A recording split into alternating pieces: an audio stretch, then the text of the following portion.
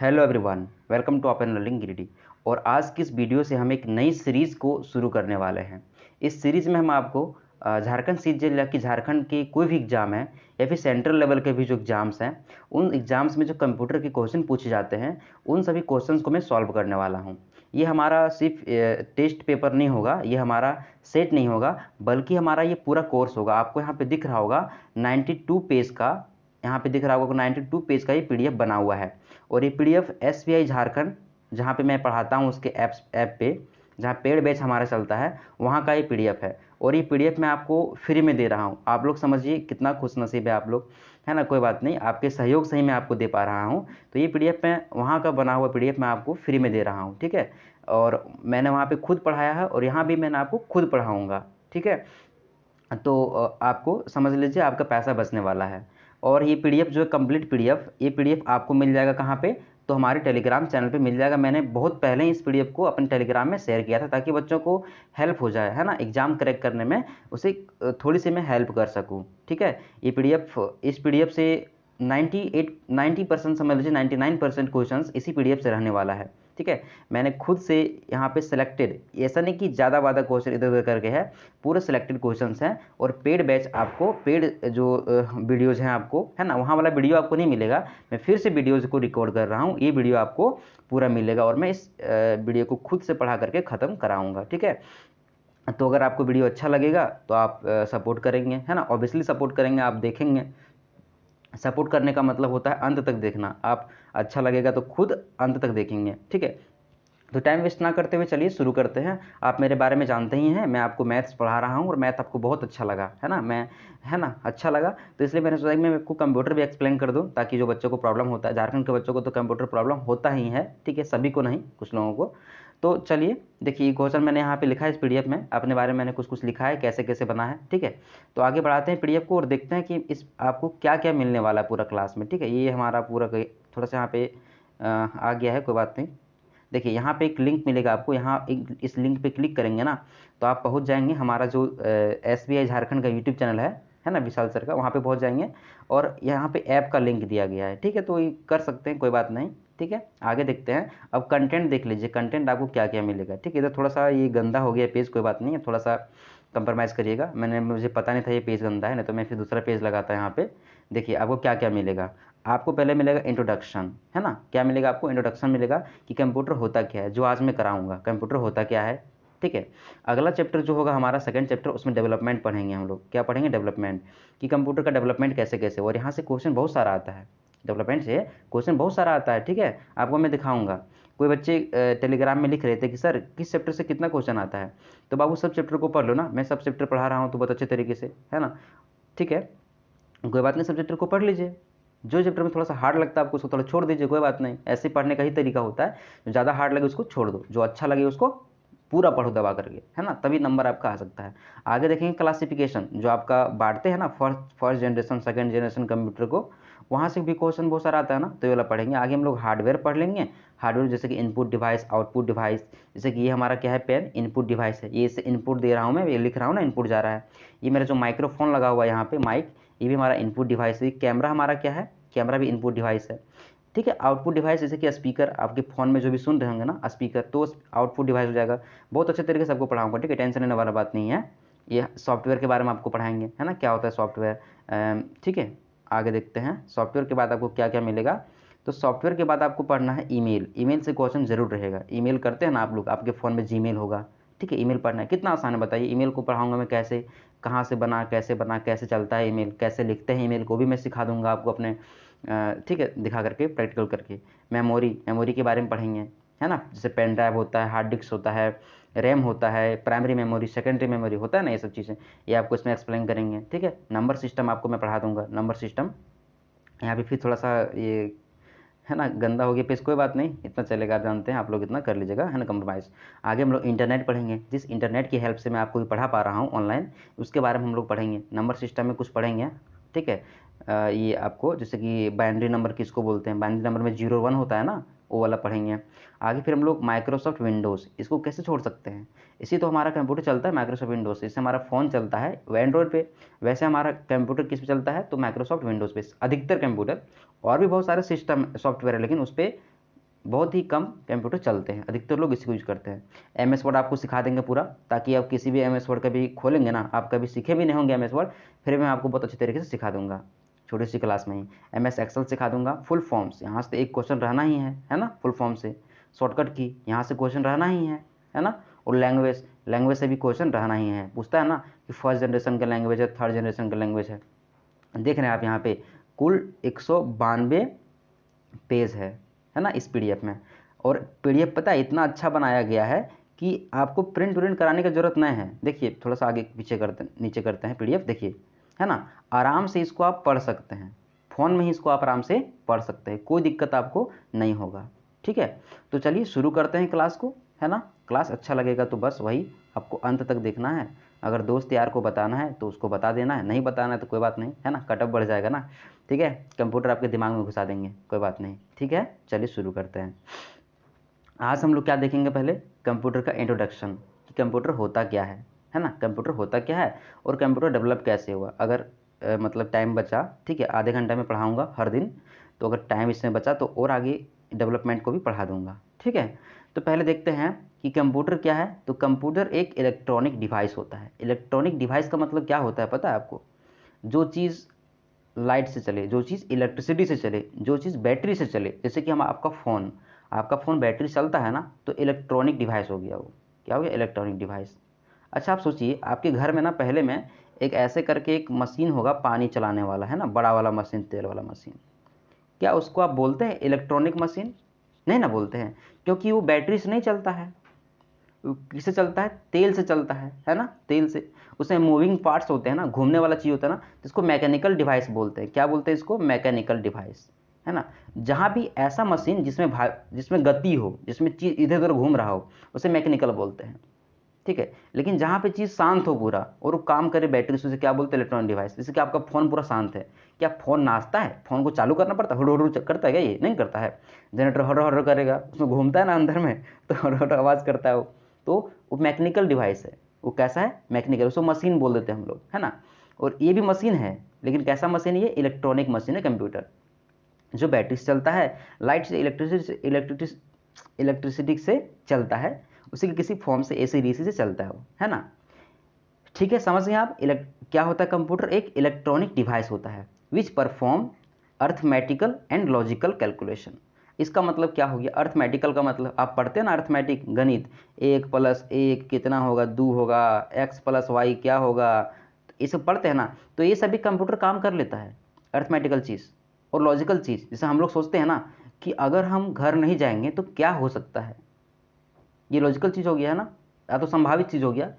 ठीक है, लॉजिकल चीज़, जैसे कि हम लोग लॉजिकल में पढ़ते हैं, लॉजिक लगाते हैं ना, आप समझ गए होंगे। ठीक है, तो वो सब चीज़ें ना कंप्यूटर कर लेता है। इसी कारण से कंप्यूटर का दिमाग बहुत बढ़ते जा रहा है। अभी आर्टिफिशियल इंटेलिजेंस भी आ गया है ना, एआई जिसको बोलते हैं हम लोग, है ना। पता है एक चैट जीपीटी नाम का एक आया है सॉफ्टवेयर, चैट जीपीटी। इसको मैं ना बहुत यूज़ करता हूँ, बहुत अच्छा है। इसको ऐसा ऐसा आंसर देगा ना, आपका दिल खुश हो जाएगा। कोई भी क्वेश्चन का ऐसा आंसर देगा वो, बहुत आपका दिल खुश कर देगा, गूगल से भी बढ़िया ये, है ना। तो ये एआई है, क्या है? Artificial intelligence. ये आपके फुल फॉर्म एक बन गया। एआई का मतलब क्या होता है? Artificial intelligence. ठीक है, याद रख लीजिएगा, एक क्वेश्चन बन जाएगा एआई का मतलब। एआई का मतलब क्या होता है? Artificial intelligence. मतलब कि हमारे दिमाग में तो पहले से इंटेलिजेंस भरा हुआ है पहले से ही, लेकिन यहाँ पे क्या होता है? आर्टिफिशियल तरीके से हम लोग बना करके उसमें दिमाग भर देते हैं। जैसा हम लोग सोचते हैं ना, वैसा वो भी सोचने लगता है। ठीक है, तो आप समझ गए होंगे कंप्यूटर क्या है? एक इलेक्ट्रॉनिक डिवाइस है। इलेक्ट्रॉनिक का मतलब मैंने आपको समझा दिया, है ना। एक इलेक्ट्रिकल में आपको कन्फ्यूजन होगा, इलेक्ट्रिकल, इलेक्ट्रिकल, है ना, इलेक्ट्रिकल। एक होता है इलेक्ट्रॉनिक, होता है एक होता है इलेक्ट्रिकल। तो इलेक्ट्रिकल का मतलब क्या होता है पता है? जो एसी से चलेगा लाइन से, और जो बैटरी से चलेगा, डीसी से चलेगा, जो चार्जर जिसमें लगाना पड़ता है ना, उसको इलेक्ट्रॉनिक बोलते हैं। ठीक है, उसे क्या बोलते हैं? इलेक्ट्रॉनिक बोलते हैं। साफ करते हैं बोर्ड को, है ना। हमारा वो वाला बोर्ड अच्छा था ना, जिसमें मैथ आपको पढ़ाते हैं, लेकिन वो वाला बोर्ड में ये पीडीएफ नहीं आ पाया, इसलिए थोड़ा सा नया बोर्ड का जुगाड़ करना पड़ा, है ना। ये वाला भी बोर्ड अच्छा है, कोई बात नहीं। चलिए हम लोग एडजस्ट करेंगे और देखेंगे। कंप्यूटर शब्द की उत्पत्ति एक ग्रीक भाषा से हुई है ना। एक ग्रीक भाषा में, वहाँ से ही कंप्यूटर शब्द आया है। कंप्यूटर कहाँ से आया है? ग्रीक भाषा से आया है। अगर एग्जाम में पूछेगा कि कंप्यूटर जो हमारा शब्द है कौन सी भाषा से आया है, तो ग्रीक भाषा से आया है। कौन सा ग्रीक भाषा में? तो ग्रीक भाषा में एक वर्ड था कंप्यूट। क्या था? एक वर्ड कंप्यूट था। तो उसी कंप्यूटर को धीरे धीरे बदलते बदलते एवोल्यूशन होते होते क्या बन गया, कंप्यूटर बन गया। और अभी हम लोग कंप्यूटर शब्द का यूज करते हैं, है ना। तो ये कंप्यूटर का मूल कहाँ से है, इसका घर कहाँ है, तो बेचारे का घर है ग्रीक, है ना, ग्रीस। वहीं का जो ग्रीस का भाषा है कंप्यूट, उसी से बन गया क्या, हमारा कंप्यूटर। ठीक है, ये कंप्यूट का मतलब होता क्या है, तो कंप्यूट का मतलब होता है कैलकुलेट। बोलते हैं ना 5 + 5 को जोड़ो, तो बोलते हैं ना कैलकुलेट करना, रे भाई कैलकुलेट करो, तो कैलकुलेटर निकाल के जोड़ो, तो है ना, बोलते हैं ना कैलकुलेट करो। तो वही कैलकुलेट और कंप्यूट दोनों सेम है, कैलकुलेट और कंप्यूट दोनों सेम है, इसलिए इसको संगणक भी बोल देते हैं। ये गणना करता है ना, जोड़ घटाव करता है, तो कंप्यूटर को हिंदी में हम लोग क्या बोलते थे, संगणक भी बोल देते हैं लोग, है ना। शुरुआत में क्या था ना, कंप्यूटर का काम सिर्फ जोड़ना घटाना था, जोड़ना घटाना यही सब था। इतना डेवलप नहीं हुआ था कंप्यूटर कि आपको वीडियो दिखा देगा, अब दिखाता है वीडियो। इसलिए इसको शुरुआत में क्या बोला गया, लोग गणना बोल दिया, गणना, गणना करने वाला चीज़, गणनक, संगणक, कैलकुलेटर, है ना, कैलकुलेटर भी लोग बोलते थे पहले। अब पता है आगे चीज़ देखिएगा, पॉइंट है ना, पॉइंट वाइज पॉइंट पढ़ा रहे हैं आपको, और पॉइंट वाइज याद रखिएगा। कोई को बोलेगा ना कि कंप्यूटर का फुल फॉर्म होता है, ऐसे कैसे करके कुछ कुछ निकालता है फुल फॉर्म, अभी हमको याद भी नहीं है। कंप्यूटर ऐसे करके आपको याद होगा, सी से कुछ कुछ होता है ऐसे करके। तो आप याद रखिए कंप्यूटर का फुल फॉर्म है ही नहीं। फुल फॉर्म किसका होता है, जिसका नाम आप शॉर्ट में लिखेंगे, जैसे लिख देंगे आप डीएम, डिस्ट्रिक्ट मजिस्ट्रेट, तब ना इसका फुल फॉर्म बनेगा। लेकिन ये हमारा एक वर्ड है, जैसे कि एप्पल, एप्पल क्या है, एक हमारा वर्ड है। तो क्या एप्पल का कोई फुल फॉर्म होगा, नहीं ना होगा। इस तरह से कंप्यूटर का कोई भी फुल फॉर्म नहीं होता, याद रख लीजिएगा, है ना, कंप्यूटर का कोई भी फुल फॉर्म नहीं होता है। ठीक है, चलिए मेन क्वेश्चन पर हम लोग ये पढ़ते हैं। ये वाला क्वेश्चन बार बार पूछता है कि कंप्यूटर का जनक कौन है, तो कंप्यूटर का जनक कहलाता है चार्ल्स बेबेज। ये कहाँ के निवासी थे, तो इंग्लैंड के निवासी थे। चार्ल्स बेबेज जो है इंग्लैंड के रहने वाले थे, और इन्होंने ही कंप्यूटर को बनाना शुरू किया था। कंप्यूटर का आविष्कार, जो आधुनिक कंप्यूटर हमारे पास है ना, उसका आविष्कार किसने किया था, इन्होंने ही किया था, चार्ल्स बेबेज ने। तो कंप्यूटर का पितामह भी इसी को कहा जाएगा, है ना, कंप्यूटर का जनक भी इसी को कहा जाएगा, किसको, चार्ल्स बेबेज जी को, है ना, चार्ल्स बेबेज जी को। अरे इसी के कारण से तो भी आपको पढ़ा पा रहे हैं, समझिए कितना इंपॉर्टेंट व्यक्ति है, समझिए, है ना।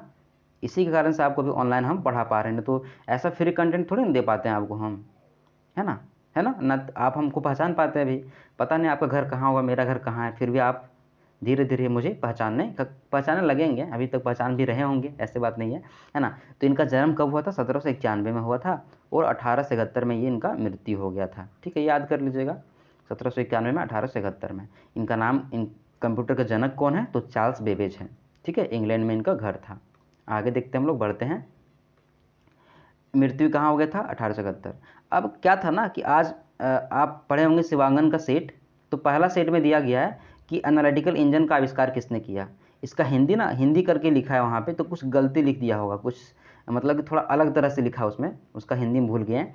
शिवांगन का सेट में दिया है कि एनालिटिकल के इंजन का आविष्कार किसने किया, तो किसने किया है, चार्ल्स बेबेज ने किया है ना। कब किया, तो 1833 ईस्वी में किया था। अब क्या होता है ना, बताते हैं एनालिटिकल इंजन क्या होता है। सो किसी तरह से डिफरेंस इंजन था, इसका भी आविष्कार इन्हीं ने किया था, किसने, इन चार्ल्स बेबेज ने। यहाँ पे लिखा है क्या, देखिए लिखा हुआ है ना, चार्ल्स बेबेज ने ही डिफरेंस इंजन को भी खोजा था। कब, 1822 में, 1822 में, है ना। पहले क्या खोजा उन्होंने, डिफरेंस इंजन को खोजा 1822 में, और फिर जाकर के 1833 में एनालिटिकल इंजन को खोज लिया इन्होंने। ठीक है, दो इंजन को आविष्कार इसने किया था इन्होंने, है ना, इसने कह नहीं सकते, इन्होंने कहना पड़ेगा, है ना, पूजनीय है, मतलब कि सम्माननीय है। तो इन्होंने 1822 में डिफरेंस इंजन को खोजा था, और 1833 में एनालिटिकल इंजन को खोजा हुआ था, है ना। तो ये डिफरेंस इंजन का काम क्या था पता है, कि पॉइंट के बाद 20 को संख्या दे देंगे ना, पॉइंट के बाद 20 को संख्या, तो उसको भी जोड़ देगा, मतलब कि 5 पॉइंट ऐसे ऐसे करके आपका अपना कैलकुलेटर में दीजिएगा, है ना, आपका फ़ोन में दीजिएगा, कभी कभी जोड़ नहीं पाता वो, है ना, देखिए करके।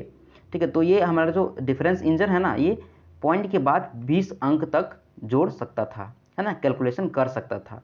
और ये जो हमारा एनालिटिकल इंजन था, ये पॉइंट के बाद 50 अंक तक कैलकुलेशन कर सकता था, 50 अंक तक पॉइंट के बाद। तो आप सोचेंगे हाँ सर क्या बेहुदा हरकत है, पॉइंट के बाद 50 आदमी कहीं जोड़ेगा झूठे में। भाई एक्यूरेसी के लिए, एक्यूरेसी। अभी अगर आप गूगल मैप खोलते हैं ना, तो आपका घर जहाँ है तो यहीं दिखाएगा, ना कि अगल बगल दिखाएगा। अगल बगल नहीं दिखाता है, जहाँ घर आपका है वहीं पे दिखा देता है। क्यों, कंप्यूटर एक्यूरेट है। कंप्यूटर क्या है, एक्यूरेट है। पॉइंट पॉइंट पॉइंट कतनों पॉइंट रहेगा उसको भी समझता है वो। दशमलव लगभग 50 पॉइंट रहेगा, उसको भी समझता है।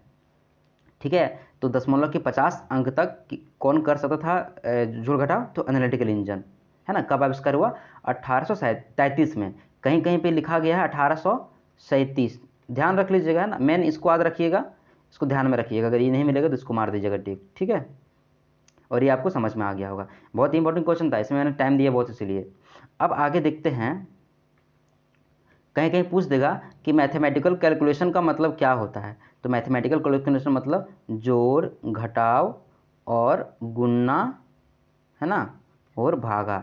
ये हमारा क्या हो गया? Mathematical calculation. देखें, अगर आप अभी वीडियो नहीं देखते हैं तो यहाँ आपको नहीं समझ में आता है ना। यहाँ पे खाली छोड़ दिया गया है, इनको पूरा लिखना चाहिए था। टाइपिस्ट ने थोड़ा सा मिस्टेक किया है, कोई बात नहीं, है ना। जोड़, घटाव, गुणा, भागा। मैथमेटिकल कैलकुलेशन में क्या क्या आता है? जोड़, घटाव, गुणा, भागा। आप करते हैं ना जी, मैथ में क्या करते हैं? जोड़, घटाव, गुणा, भागा। और लॉजिकल कैलकुलेशन में क्या होता है? Equal to. सोचते हैं ना कि 5 के बराबर 5 है कि नहीं, लॉजिक लगाते हैं हम लोग। 4 आम के बराबर 5 आम होगा कि नहीं होगा, ये सब सोचते हैं हम लोग, तो लॉजिक लगाते हैं ना। तो इक्वल टू क्या होगा? लॉजिकल होगा।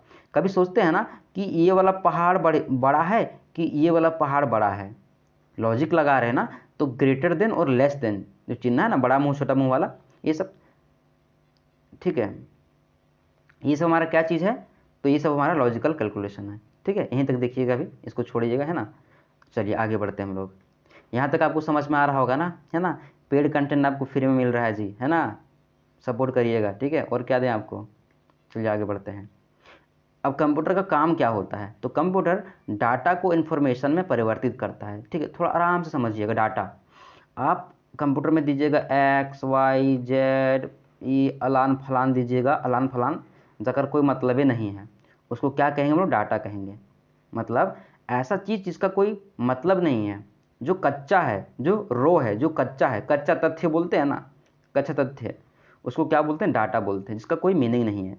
कंप्यूटर इसको लेता है और प्रोसेसिंग करता है अपने अंदर में, प्रोसेसिंग कर करके दिमाग लगा लगा के उसमें क्या चीज़ करना है उसको बना देता है इन्फॉर्मेशन। ये डाटा ही होता है, लेकिन इसका मतलब होता है, ठीक है। क्या होता है? इसका मतलब होता है। देखिए यहाँ पे है ना, इनपुट क्या देंगे हम लोग? कच्चा डाटा, है ना, कच्चा तथ्य, रॉ डेटा, कच्चा तथ्य। और ये इसको प्रोसेस करेगा और किसमें बदल देगा? इन्फॉर्मेशन में। ये हमारा आउटपुट होता है, पक्का डेटा, है ना, पक्का डेटा।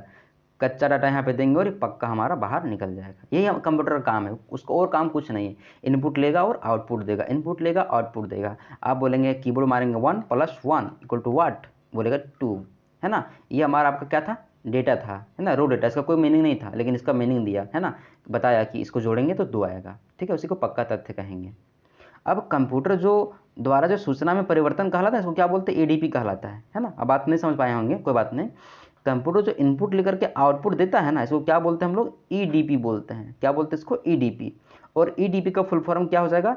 तो इलेक्ट्रॉनिक डाटा प्रोसेसिंग आता है एग्जाम में, ठीक है। हम सेट में लगा चुके हैं, सेट में मिला हुआ था कि ईडीपी का मतलब क्या होता है। तो ईडीपी का मतलब होता है इलेक्ट्रॉनिक डेटा प्रोसेसिंग।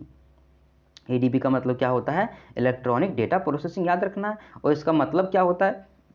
तो कंप्यूटर इनपुट लेकर के आउटपुट देता है ना, तो प्रोसेसिंग किया ना, उसी को बोलेंगे हम लोग ईडीपी, है ना। कंप्यूटर द्वारा सूचना को परिवर्तित करना, सूचना में परिवर्तन करना, है ना, कच्चे तथ्य को सूचना बना देना, क्या कहलाएगा? तो इलेक्ट्रॉनिक डाटा प्रोसेसिंग कहलाएगा, ठीक है।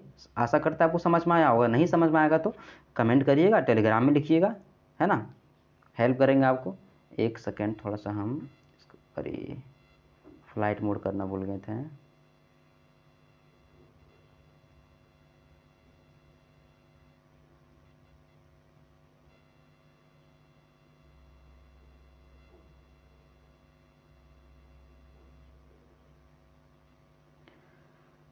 आवाज़ तो नहीं कटा? ब्लूटूथ बंद नहीं हुआ? अच्छा अच्छा, ठीक था। चलिए ठीक था ना, वाईफाई चालू हो गया था। अरे यार, चलिए ठीक है, आगे करते हैं कंटिन्यू। मे भी आवाज़ कट जाए, फिर मेहनत करना पड़ेगा। यहाँ तक आ गए थे हम लोग, है ना, यहाँ तक हम लोग आ गए थे। आपको मैंने ईडीपी पढ़ा दिया कि ईडीपी क्या होता है, ठीक है। चलिए आगे देखते हैं, ठीक है। सीपीयू के अलग नाम, सीपीयू के 3 भाग होते हैं, ठीक है। देखिए आप सीपीयू पढ़ना है आपको, ठीक है। चलिए पढ़ाते हैं आपको सीपीयू क्या होता है। CPU क्या होता है? CPU बहुत इंपॉर्टेंट चीज़ है ये। जैसे हमारा दिमाग है ना, यही दिमाग से भी आपको पढ़ा रहे हैं, यही दिमाग बोल रहा है कि उस सबको पढ़ाओ, है ना, यहाँ पर लिखो, यही दिमाग जो अंदर में है। तो कंप्यूटर का ऐसे ही CPU होता है, सेंट्रल प्रोसेसिंग यूनिट। क्या होता है फुल फॉर्म इसका? Central processing unit. लिख लीजिएगा आप लोग, सेंट्रल, जानते हैं आप लोग होंगे, ये बच्चा वाला चीज़ है, सेंट्रल प्रोसेसिंग यूनिट, है ना, जो हमारा चीज़ जो समझता है, जो मतलब प्रोसेस करता है, उसे क्या कहते हैं? Central processing unit. और यही पूरे कंप्यूटर को संभालता है, ठीक है। ये CPU का ना कुछ और नाम है, प्रोसेसर। CPU को लोग प्रोसेसर भी बोल देते हैं, ठीक है, बोल देते हैं, एग्जाम में आ जाएगा कि CPU को और क्या नाम है, तो प्रोसेसर या फिर माइक्रो, जो दोनों सेम चीज़ें है ना, प्रोसेसर या फिर माइक्रो प्रोसेसर या फिर माइक्रो चिप, है ना, माइक्रो चिप, ये तीन इसका नाम है CPU का। अब CPU क्या होता है तो बता दिए आपको कि CPU को कंप्यूटर का दिमाग कहते हैं। ये क्या करता है? पूरी चीज़ को ये कंट्रोल करता है। ये देख रहे हैं बक्सा, ऐसा बक्सा करके कंप्यूटर, जहाँ पे अगर कंप्यूटर कहीं देखेंगे ना तो ऐसा बक्सा होगा। इसी बक्सा के अंदर में ना, अंदर में लगा होता है, ये देखिए ऐसा जो चीज़ है ना, ये सब यही हमारा CPU है। ये मदरबोर्ड, मदरबोर्ड पे ही CPU फिक्स होता है कि ये प्रोसेसर इंटेल का है ना, इसके अंदर में सब रहता है। ये बाहर से कुछ नहीं, डब्बा है, बाहर से जिससे सामान खरीदते हैं डब्बा मिलता है ना, इसे डब्बा है ही, और डब्बा में सब कुछ फिट है अंदर में, है ना, CPU, ठीक है, CPU के। तो इसको CPU को याद रखना आपको कि CPU का फुल फॉर्म क्या होता है? Central processing unit. इसको दिमाग कहते हैं कंप्यूटर का। उसका 3 अन्य नाम है, processor, micro processor, micro chip, ठीक है। आगे देखते हैं, CPU के 3 भाग होते हैं ना। CPU के कितने भाग होते हैं? तो 3 भाग होता है। अभी जो CPU आपको पढ़ा है ना, दिमाग, इस जैसे कि अपना पढ़ते हैं ना बायोलॉजी में कि हमारा ह्यूमन का अलग अलग भाग होता है, दिमाग का अलग अलग भाग होता है ना, मध्य ब्रेन, है ना, पश्च ब्रेन, अग्र ब्रेन, ऐसे करके बांटते हैं। उस तरह से कंप्यूटर को 3 भाग में हम लोग बांटते हैं। कंप्यूटर का जो CPU है, उसका दिमाग है, उसको 3 भाग में बांटते हैं, ठीक है। देखते हैं कौन कौन है।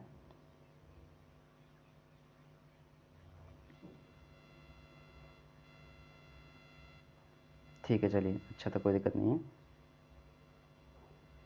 देखिए, ठीक है,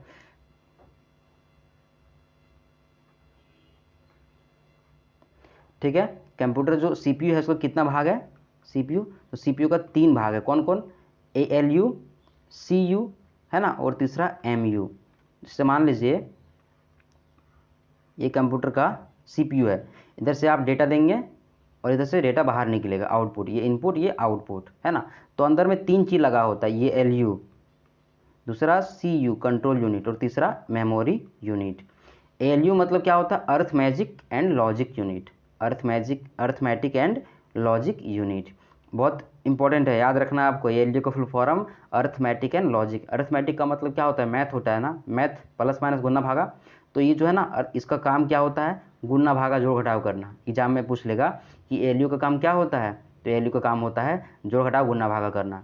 दूसरा जो कंप्यूटर का भाग है, कंट्रोल यूनिट, से कंट्रोल करता है ना, हाथ को कंट्रोल करता है, पैर कंट्रोल करता है, हमारा दिमाग। वैसे ही उसका जो स्पीकर होता है, कंप्यूटर का स्पीकर होता है या डिस्प्ले वगैरह होता है, उसको कंट्रोल कौन करेगा? तो कंट्रोल यूनिट करेगा। कंट्रोल कौन करेगा? Control unit. तो कंप्यूटर में सभी चीज़ को, इनपुट और आउटपुट जो होता है ना, उसको कंट्रोल कौन करता है? तो कंट्रोल यूनिट करता है।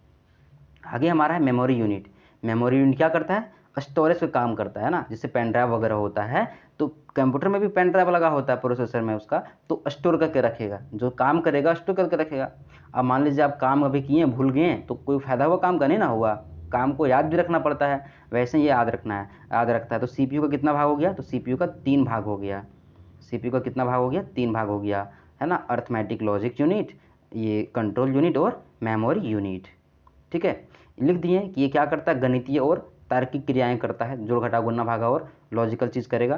CPU क्या करेगा? इनपुट और आउटपुट के मध्य में सिग्नल को नियंत्रित करेगा। और मेमोरी यूनिट क्या करेगा? सूचना को भंडारण करेगा, जो काम हो उसको स्टोर करके रख लेगा। आगे देखते हम लोग, डाटा का ना 2 प्रकार होता है, एग्जाम में पूछ लेता है, ये एग्जाम में आया है वो क्वेश्चन है, ठीक है, बैंक वगैरह वाला एग्जाम में आ जाता है। डाटा कितने प्रकार का होता है? डाटा भी पढ़ा है ना, जिसका कोई मतलब नहीं होता। इधर लिख देंगे YZ, तो एप्पल लिख देंगे, इसका कोई मीनिंग नहीं है ना। एक कंप्यूटर कुछ नहीं समझेगा, इसको क्या बोलेंगे? डाटा बोलेंगे, कच्चा तथ्य है। ये 2 प्रकार का होता है, एक नमेरिक होता है और दूसरा अल्फा नमेरिक होता है। कौन कौन होता है? नमेरिक। तो नमेरिक में ना सिर्फ 0 से लेकर के 9 तक, 0 1 2 3 इस तक करके 9 तक ही संख्या आएगा, 0 से लेकर के 9 तक ही संख्या आएगा। लेकिन अल्फा नमेरिक में सब आ जाएगा, ए से जेड तक आ जाएगा पूरा आपका, ठीक है, A to Z छोटा वाला भी आ जाएगा, स्टार है जी सब आ जाएगा, और नंबर भी आएगा, है ना, नंबर भी आ जाएगा, कहाँ तक, 9 तक आ जाएगा, 0 से लेकर के, ठीक है, नंबर, इसमें सब कुछ आ जाएगा। लेकिन अल्फ़ा न्यूमेरिक में ना, अल्फ़ा न्यूमेरिक में हम लोग जोड़ घटाव नहीं कर पाएंगे। अगर कोई पूछेगा कि 1 + 1 = 5, ये किस में लिखा गया है ना, तो इसको हम लोग बोलेंगे कि न्यूमेरिक डेटा है, ये क्या है, न्यूमेरिक डेटा है। लेकिन 3ZUPX556 ये बोलेंगे कि क्या है, ये डेटा क्या है, तो बोलेंगे अल्फ़ा न्यूमेरिक है। क्या इसको बोलना पड़ेगा, अल्फ़ा न्यूमेरिक बोलना पड़ेगा, गैर संख्यात्मक डाटा, है ना, क्योंकि बीच में Z आ गया, U आ गया, है ना। तो ये जो डेटा है ना किस में काम आता है, तो कर्मचारी का पता लिखने में, से लिखते हैं ना 32 नंबर गली, लिखते हैं ना 32 नंबर गली रांची, ऐसे लिखते हैं। तो अल्फ़ा न्यूमेरिक डेटा कहाँ पे काम आता है, तो किसी कर्मचारी वगैरह जो होता है कंपनी में काम करता है, तो हम लोग वहाँ पे कंप्यूटर में उसका नाम वगैरह लिखते हैं। लेकिन न्यूमेरिक डाटा जो होता है इसका प्रयोग कहाँ पे करते हैं, जोड़ घटाव गुणा भागा में करते हैं, कैलकुलेशन में करते हैं। ठीक है, चलिए ये समझ में आ गया होगा। अक्षर अंक चिन्ह, चलिए इसको छोड़िए, है ना, इसमें कैलकुलेशन नहीं होता, वही लिखा हुआ है, लेकिन मैंने आपको समझा दिया तो कन्फ्यूज नहीं होना आपको। अब एक चीज़ आपको ये समझना है, कंप्यूटर साक्षरता क्या होता है, कंप्यूटर लिटरेसी क्या होता है ना। आपका ना बार बार सेट में हमको मिल रहा था, बना रहे थे। तो कंप्यूटर लिटरेसी का मतलब होता है कि एक ऐसा व्यक्ति जो जानता हो कि कंप्यूटर क्या क्या कर सकता है और कंप्यूटर को चलाना जानता हो, है ना, हल्का फुल्का, उसी को कहेंगे कंप्यूटर साक्षर। जिसको, ऐसा व्यक्ति जिसको पता हो कि कंप्यूटर क्या कर सकता है, उसे क्या बोलेंगे, कंप्यूटर साक्षर बोलेंगे। क्या बोलते हैं, साक्षर बोलते हैं, कंप्यूटर साक्षर। या फिर वो कंप्यूटर को हल्का फुल्का यूज़ कर सकता है, जानता है कैसे काम करता है, उसे क्या बोलते हैं, कंप्यूटर साक्षर। लेकिन ऐसा व्यक्ति उसको पता ही नहीं कि कंप्यूटर क्या कर सकता है, कंप्यूटर वीडियो रिकॉर्डिंग कर सकता है और ऑनलाइन पढ़ा सकता है कंप्यूटर, तो है ना, तो उसको अगर नहीं पता है तो कंप्यूटर साक्षर नहीं है। ये क्वेश्चन इंपॉर्टेंट है, ठीक है। दूसरा देखना एंड यूजर, क्या है, एंड यूजर। तो एंड यूजर ना हम लोग को बोलते हैं, हम लोग, आप लोग जो लाते हैं लैपटॉप को या कंप्यूटर को या फ़ोन को घर में यूज़ करते हैं। आपको कोई टेक्निकल चीज़ पता नहीं होता है, क्या आपको पता है कि यूट्यूब कैसे चलता है, सो है कहाँ से नेटवर्क लेता पता नहीं होता, लेकिन आप यूज़ करते हैं, है ना। तो ऐसा यूज़र जिसके लिए कंप्यूटर बनता है या फिर अंतिम रूप से जो कंप्यूटर को यूज़ करता है, जिसको टेक्निकल चीज़ पता नहीं होता, उसे क्या बोलते हैं, एंड यूजर बोलते हैं।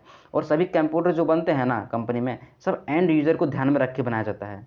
ऐसा बनाता है कि हर लोग इसको यूज़ कर सके, तभी तो अधिक लोग कंप्यूटर को खरीदेंगे। तो चीज़ हो गया। तीसरा चीज़ डिजिटल डिवाइड, डिजिटल डिवाइड। तो मान लीजिए इंडिया में पता करना है कि कितना % लोग कंप्यूटर जानता है यूज़ करने के लिए और कितना % नहीं जानता है, तो इसी को क्या बोलते हैं हम लोग, डिजिटल डिवाइड बोलते हैं। क्या बोलते हैं इसको, डिजिटल डिवाइड। अगर 10% लोग कंप्यूटर यूज़ कर रहा है और 90% लोग नहीं कर रहा है, तो ये जो डेटा निकालेंगे ना, इसे क्या बोलेंगे, डिजिटल डिवाइड बोलेंगे। तो 3 चीज़ मैंने आपको यहाँ पे समझा दिया। कोई चीज़ ना समझ में आए तो कोई बात नहीं, है ना, अभी हम आपको कर सकते हैं, कमेंट में हेल्प कर सकते हैं। तो 27 मिनट हो गया है और आज की क्लास को यहीं पे समाप्त करते हैं। अगली क्लास में आपको पढ़ाएंगे हम कंप्यूटर का विकास, कंप्यूटर कैसे कैसे बना, है ना। आज मैंने जो इंट्रो दिया आपको ना, इससे बहुत सारा क्वेश्चन आपको भिड़ जाएगा, याद कर लीजिएगा। अगला अगला क्लास में आपको अबेस्कस पढ़ा देंगे, ठीक है। अबेस्कस जानते होंगे आप लोग, जो आपका छोटा में जो बच्चा में आता था ना स्लेट, इसमें ऐसे लगा रहता था, 1 गोली 2 गोली 5 3 गोली, 1 गोली 2 गोली, ऐसा वाला स्लेट आता था ना, उसी को अबेस्कस बोलते हैं। उसी से हमारा कंप्यूटर का शुरुआत हुआ है, वहीं से कंप्यूटर का शुरुआत हुआ है। कहाँ से कंप्यूटर शुरुआत हुआ, चाइना का बेबीलोन से, चाइना का बेबीलोन से, है ना। दुनिया का पहला कैलकुलेटिंग मशीन कौन था, अबेकस था, ठीक है। आविष्कारक कौन था, टिम क्रेमनर, टिम क्रेमनर।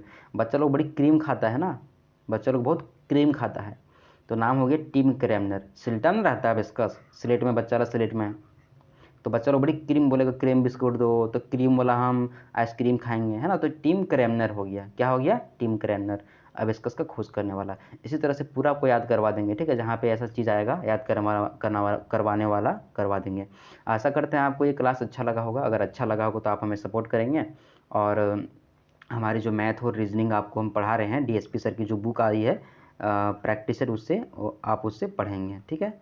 चलिए मिलते हैं अगले क्लास में। अगर आपका रिस्पांस अच्छा रहा तो उसको ज़रूर आगे बढ़ाएंगे, और अगर आपका रिस्पांस अच्छा नहीं रहा, कम ज़्यादा हुआ, तो फिर देखेंगे, लेकिन फिर भी आपको कंप्लीट करवाएंगे, ठीक है। 192 पेज हमारा जो बनाया गया नोट्स है, वहाँ तक आपको हम पूरा करवाएंगे, ठीक है। चलिए मिलते हैं अगली क्लास में।